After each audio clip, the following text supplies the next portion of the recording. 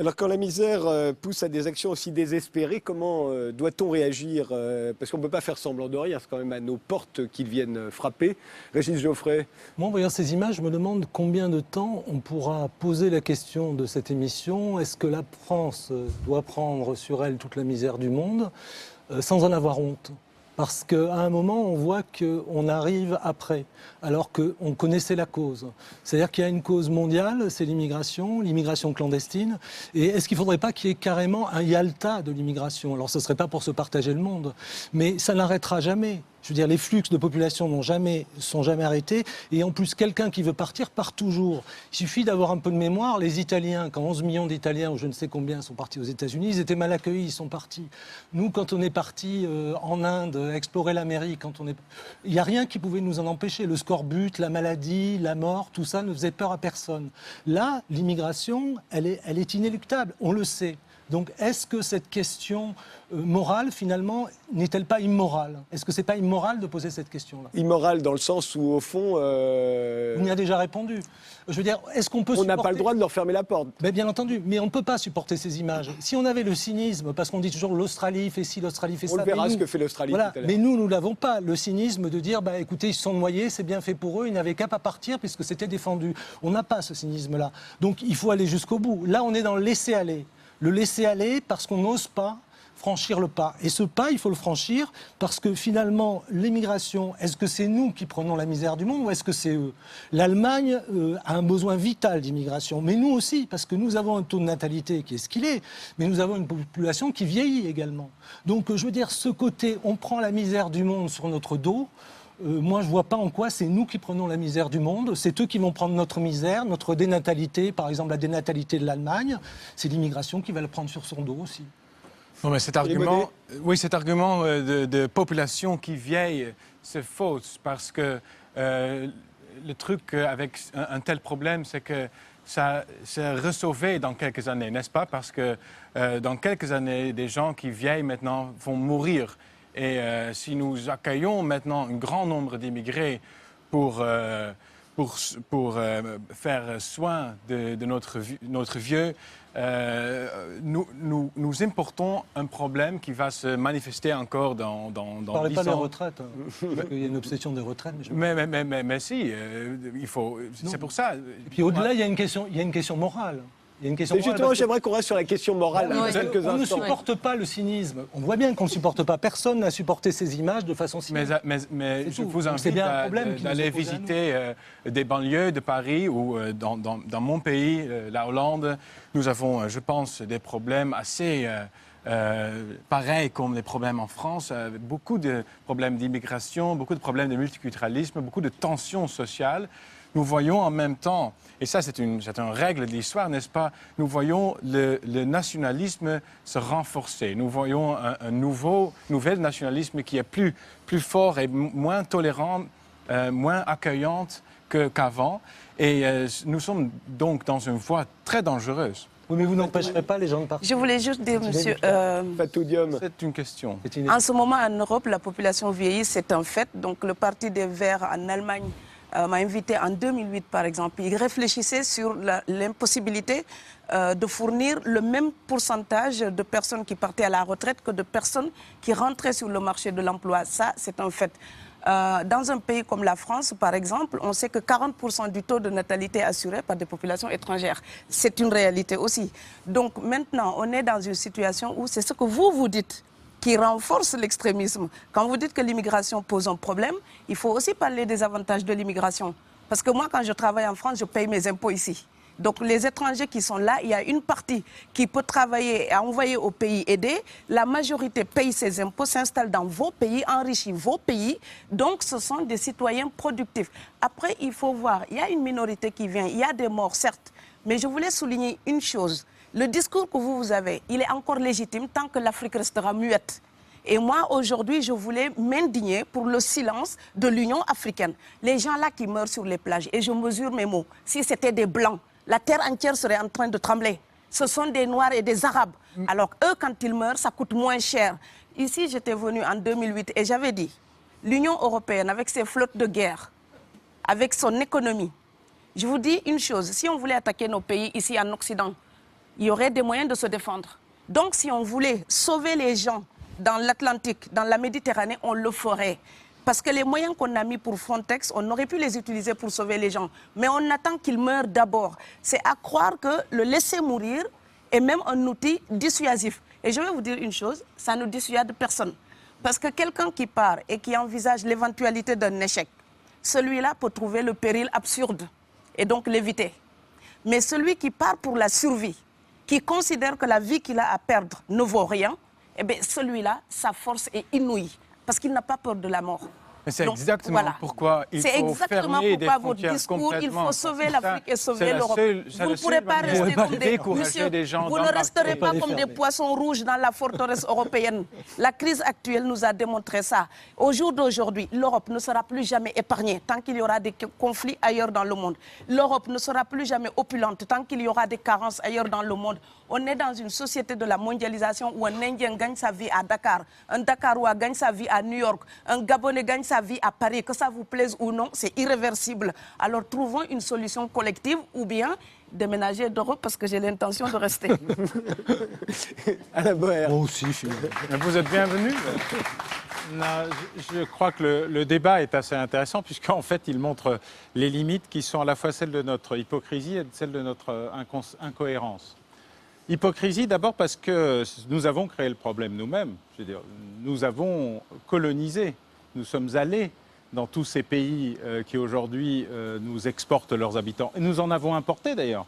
Nous avons branché un très gros aspirateur colonial. Nous avons fait venir des centaines de milliers de personnes. Puis nous avons déjà fermé les frontières dans les années 30. Puis nous avons rouvert dans les années 70. C'était les 30 glorieuses. Puis nous avons fermé après la crise ou essayé. Nous sommes dans l'hypocrisie permanente et je crois que Madame a raison sur le sujet de est-ce que l'effet de ne pas les sauver pourrait éventuellement avoir un effet incitatif à ce qu'ils ne traversent pas.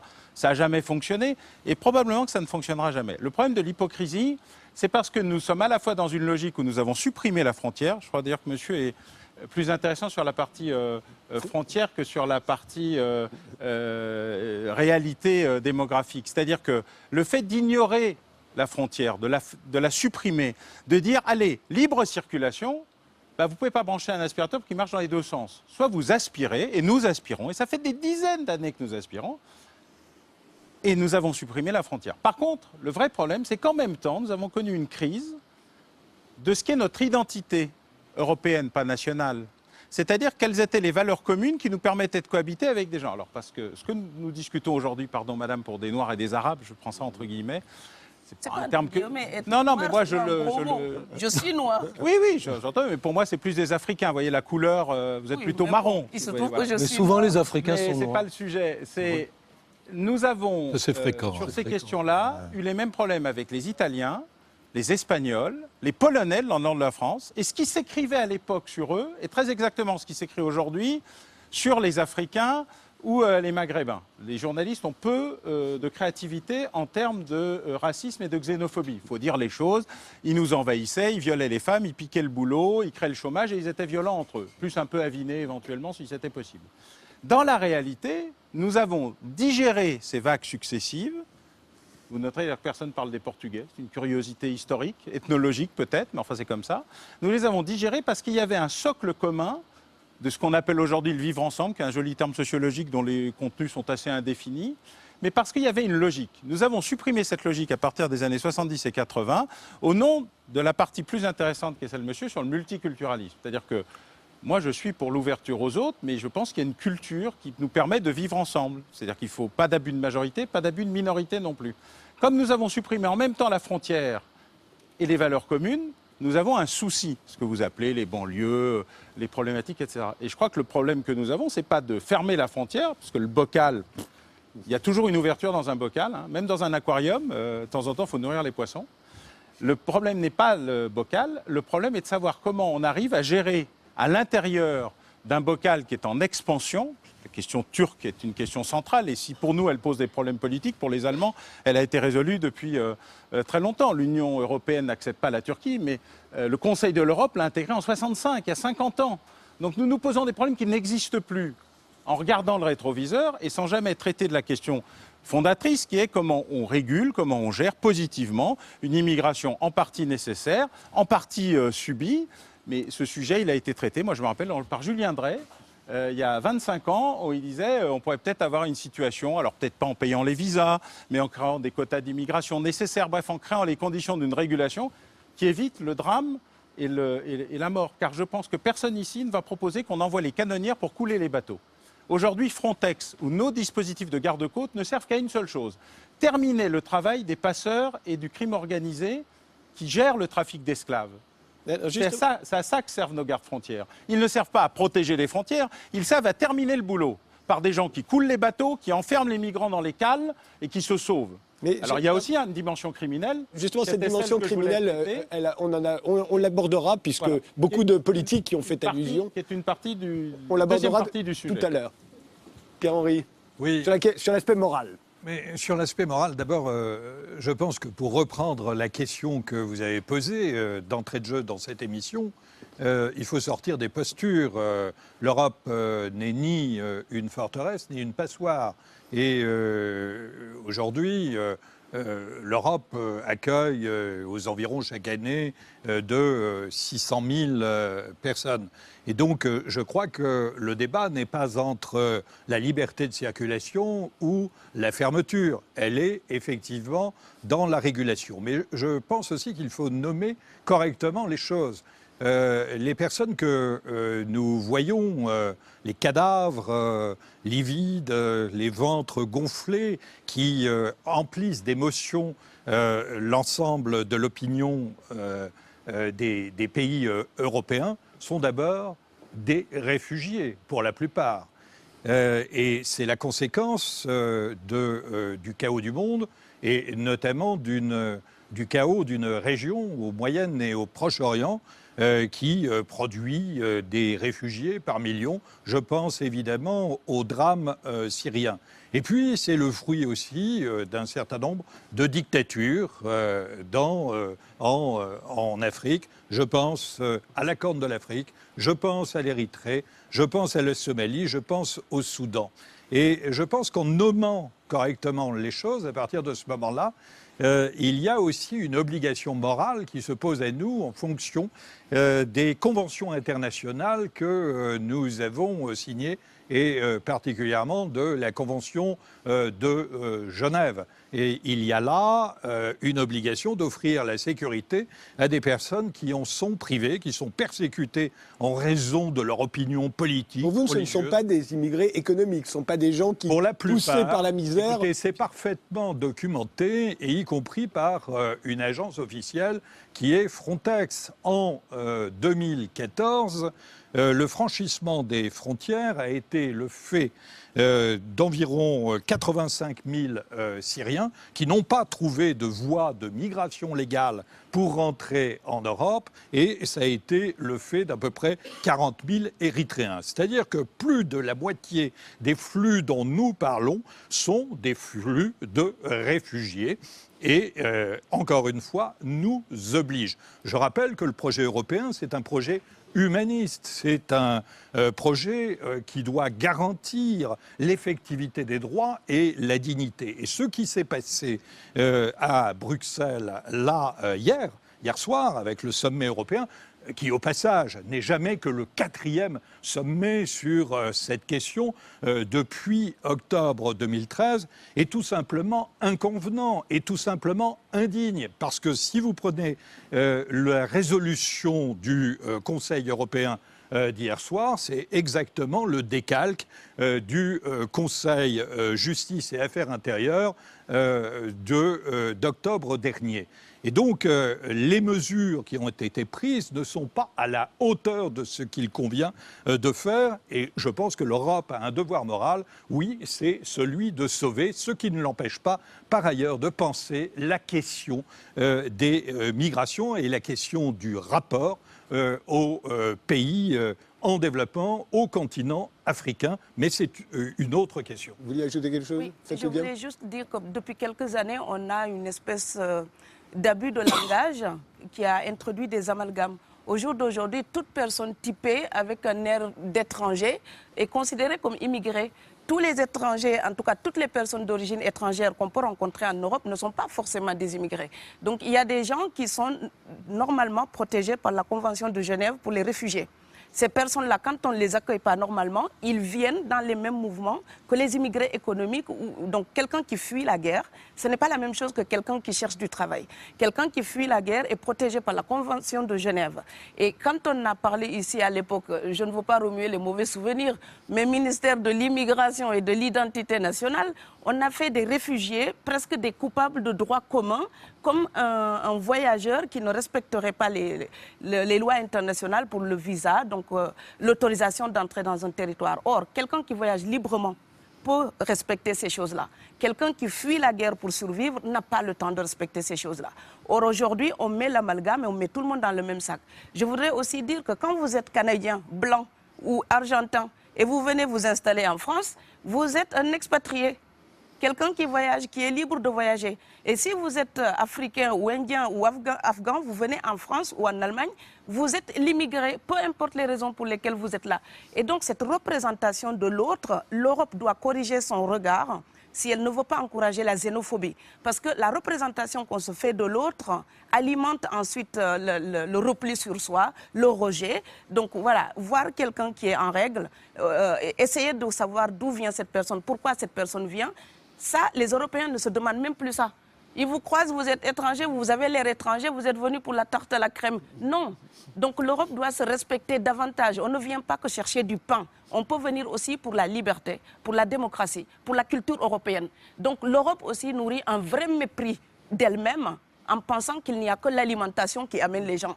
Elle n'a que ça à proposer. Je pense qu'elle a plein d'autres choses à offrir. Sylvie Brunel. Moi, je trouve extrêmement hypocrite la minute de silence des dirigeants européens. Je la trouve scandaleuse. Pourquoi? Parce que, d'abord, ça fait des années qu'ils nous resservent le même discours et la politique de l'Europe aujourd'hui, c'est une politique uniquement sécuritaire. C'est-à-dire, on est une forteresse et on va empêcher ces gêneurs d'arriver.